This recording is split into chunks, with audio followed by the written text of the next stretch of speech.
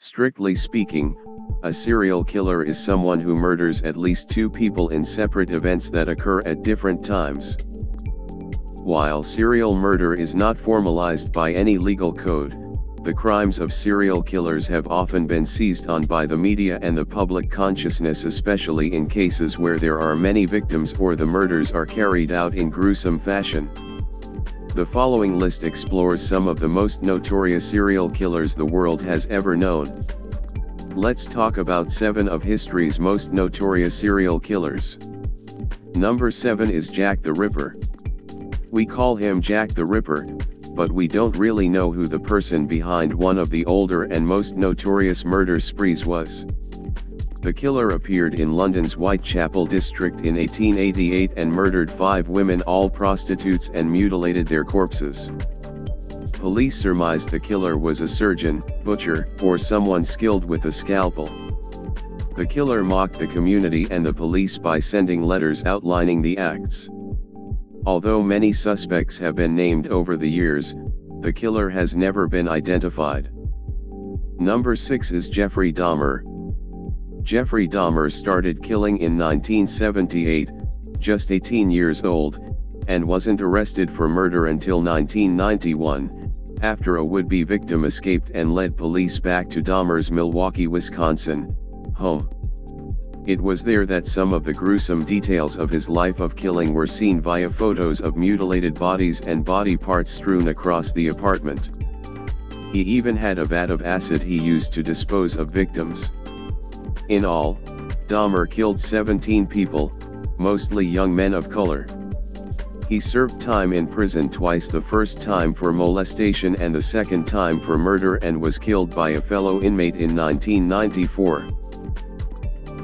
Number 5 is Harold Shipman. Harold Shipman, also known as Dr. Death, is believed to have killed at least 218 patients, although the total is quite likely closer to 250. This doctor practiced in London and between 1972 and 1998 worked in 2 different offices, killing all the while. He wasn't caught until a red flag was raised by several people, including an undertaker who was surprised by the sheer number of cremation certificates Shipman was a part of, along with the fact that most of the cases were elderly women found to have died in bed not at night but rather during the day. Police mishandled the investigation, and Shipman kept killing until he got greedy and tried to concoct a will for a victim that named him beneficiary, which led the victim's daughter to become suspicious. He was finally convicted in 2000 and committed suicide while in prison in 2004. Number 4 is John Wayne. A construction worker known by his suburban neighbors as outgoing, John Wayne Gacy was involved in politics and even acted as a clown for birthday parties. He was no clown. Gacy came under suspicion in 1978 when a 15-year-old boy, last seen with him, went missing. That wasn't the only time families of missing boys had pointed fingers at Gacy, but it was the first time authorities took them seriously. Soon after, a search warrant granted police access to the Gacy home, with the smell of nearly 30 bodies buried in a 4-foot crawl space under his home. He was convicted of 33 counts of murder, with additional counts of rape and torture, and was executed by lethal injection in 1994. Number 3 is H. Holmes.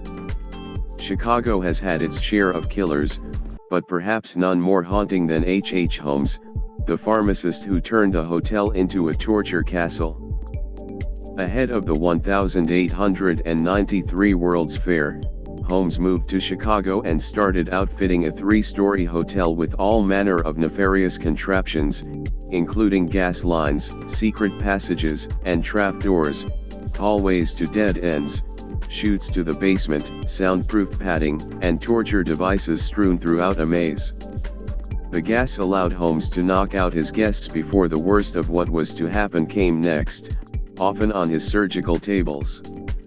He then burned the bodies in the building's furnace, selling skeletons to medical schools and running life insurance scams.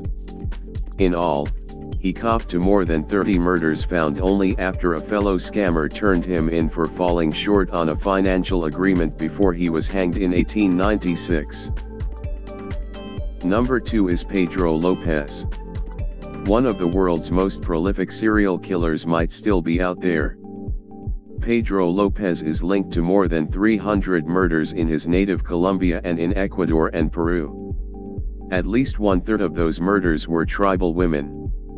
After Lopez's arrest in 1980, police found the graves of more than 50 of his preteen victims. He was later convicted of murdering 110 girls in Ecuador and confessed to 240 more murders in Colombia and Peru. The monster of the Andes didn't even spend 20 years in prison, as he was released in 1998 for good behavior. More than 20 years since, his whereabouts remain unknown. History's most notorious serial killer was Ted Bundy. Ted Bundy loved the attention his murders garnered him, and many in the United States were more than happy to give him that attention. The western U.S. was his hunting ground, with an unknown number of murders piling up, mostly college-age women from Washington and Oregon all the way to Utah and Colorado. Bundy was once arrested in Colorado and convicted of kidnapping, but he escaped custody, moving to Florida where he killed multiple times more.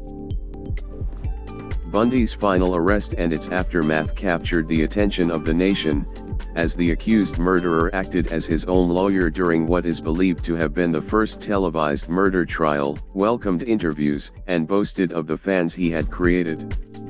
He was eventually executed in an electric chair in 1989. We think this video very useful for you. Let's meet with a new video. Don't forget to subscribe to us.